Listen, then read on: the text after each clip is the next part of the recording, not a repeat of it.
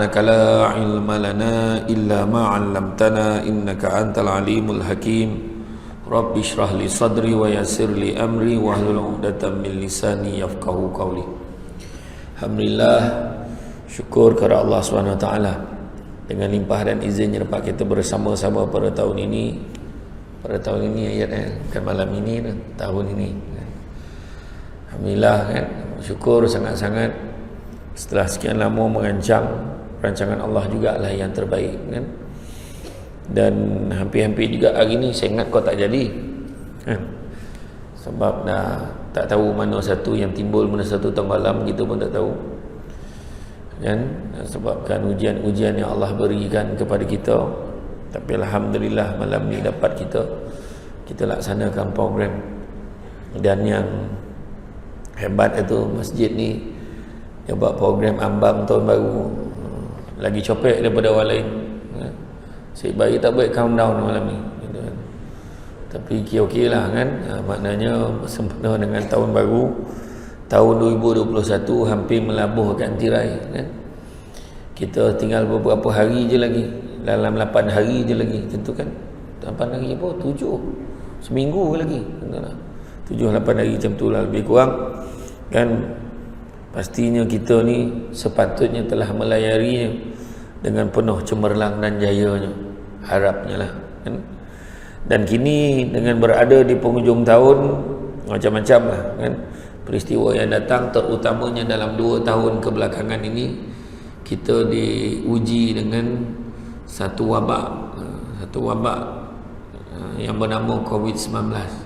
Orang Shah Alam tak faham tu lah, COVID-19 pun dia faham kan, di wabak COVID-19, COVID-19 yang dikatakan bermula tahun 2019 katanya wabak ni kan. Dan kesannya adalah mungkin menjadikan kita lebih dekat atau lebih jauh pada Allah. Kita buka balik surah Az-Zumar ayat 53, Allah Ta'ala bagi tahu kita. Surah Az-Zumar ayat 53, Allah Ta'ala beritahu apa? Qul ya ibadiyallazina asrafu ala anfusihim la taqnatu min rahmatillah innallaha yaghfiruz dzunuba jami'a innahu huwal ghafurur rahim. Ayat Allah Ta'ala beritahu, ayat tu simple ya, tapi memang mendatangkan kesan yang mendalam kepada apa yang berlaku dalam kehidupan kita kan. Qul ya ibadiyallazina asrafu ala anfusihim, wahai hamba-hamba yang melampaui batas.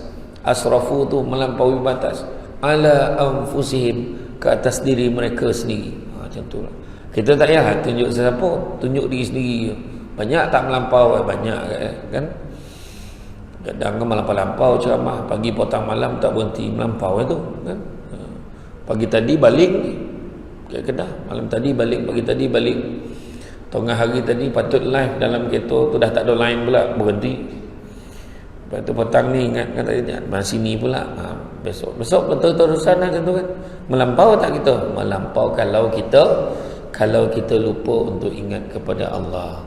Itu kita kena ingat kan. La asrafu ala anfusihim, melampaui batas atas diri mereka sendiri. La taqnatu min rahmatillah, jangan putus asa dengan rahmat Allah.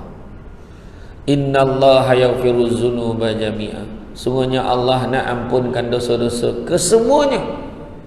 Innahu huwal ghafurur rahim, sungguhnya Allah Maha Pengampun lagi Maha Penyayang. Jadi apa juga yang Allah Ta'ala bagi kat kita ni, pertama nak angkat darjat kita, yang kedua nak ampunkan, nak bersihkan dosa-dosa kita.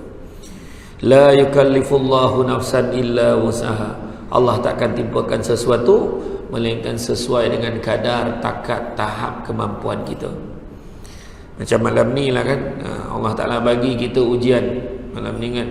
Mula-mula baca Yasin kan? Lepas tukang ceramah tak tahulah berhenti ke berapa, kaki tak tahulah tahan ke tidak kan. Tapi jangan risau, Samsul Debat dia okey, dia faham muka-muka suruh berhenti tu, dia faham. Walaupun pakai mask tu dia boleh nampak lah muka suruh berhenti tu kan. Dan kalau dia duduk kejap-kejap melunjur, kejap-kejap sini, kejap sini tu, faham lah tu kan. Jadi makna kata dalam keadaan itu, kalaupun kita rasa sakit, walaupun kita rasa tak selesa, percayalah Allah dah ukur, dah ikut tahap kita kan. Surah kejap-kejap tu dia dah caniak, kejap-kejap tu dia dah caniak kan? Tiba-tiba orang menyerap tu faham tu tahap dia tu, kan? Jadi apa-apa pun, kan, dalam konteks pembangunan nilai dalam diri kita ni menuju kepada tahun baru, maka kita nilaikanlah diri kita. Bila sebut melampaui batas tu, kita nilaikan diri kita, aku ni tahap mana kan? Elok ke tak elok perangai aku ni, kan? Kat mana kedudukan aku, kan?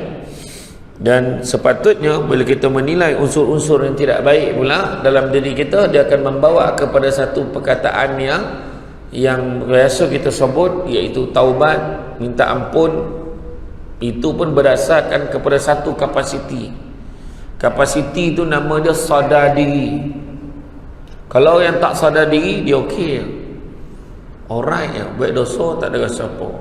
Makna tu tak sadar tu, makna dia kena sawan tu, tak sadar, hilang pertimbangan. Sepatutnya sebagai seorang mukmin, maknanya dia sebagai orang yang beriman, maka dia akan sadar ke tahap kesilapan yang dia buat, maka dia akan kembali ke pangkal jalan. Apa yang disebut oleh Nabi, sungguhnya setiap manusia itu berdosa, dan sebaik-baik manusia berdosa itu bertaubat kepada Allah. Itu senang, faham tak kan? Faham kan? Jadi sekianlah ceramah tu malam ni. Kan susah mana dia faham, kan? Jadi tapi macam mana pula kan? Konolah hurai lagi. Dan dia akan membawa kepada perasaan sedar tu tadi, bawa kepada insaf, taubat, tak nak ulang kesilapan yang lama, dan dia akan membersihkan dirinya daripada dosa dan maksiat, seperti mana firman Allah Subhanahu Wa Taala dalam surah Al-Hasyr ayat yang ke-18. Allah Taala beritahu apa? Yang bermaksud, wahai orang-orang yang beriman, bertakwalah kepada Allah dengan mengerjakan suruhannya dan meninggalkan larangannya, dan hendaklah tiap-tiap diri melihat dan memerhatikan apa yang dikerjakannya, apa yang disediakannya untuk hari akhirat, untuk hari esok. Hari esok tu hari akhirat, kan? Dan bertakwalah kepada Allah, sesungguhnya Allah amat meliputi pengetahuannya akan segala yang kamu kerjakan. Makna kena tengok apa yang kita kerjakan, perhatikan kat mana letak di kita ni, standard kita tu kat mana. Semayang level kita kat mana? Semayang ikut-ikut dia tu. Ada seorang tu pencen pangkat tinggi Putrajaya, pangkat tinggi. Balik dia ke kampung dia, jumpa imam, dia kata dia nak belajar solat. Oh Allah, nak belajar solat. Pangkat tinggi, pencen bawa balik ribu. Tapi macam selama ni dia semayang macam mana? Ikut-ikut. Jadi imam pun pesan kat dia, tak apa, ikut dulu macam mana cara perbuatan orang lain buat, nanti pada waktu maghrib, antara maghrib dan isyak saya ajar, dia kata. Setiap hari ajar. Mungkin akan ada yang cakap, dah tua-tua pun nak belajar. Mungkin. Tetapi satu lagi kita kena faham, jangan-jangan dia yang baru nak belajar ni lagi elok semayang daripada kita yang perasan elok. Macam tu kan?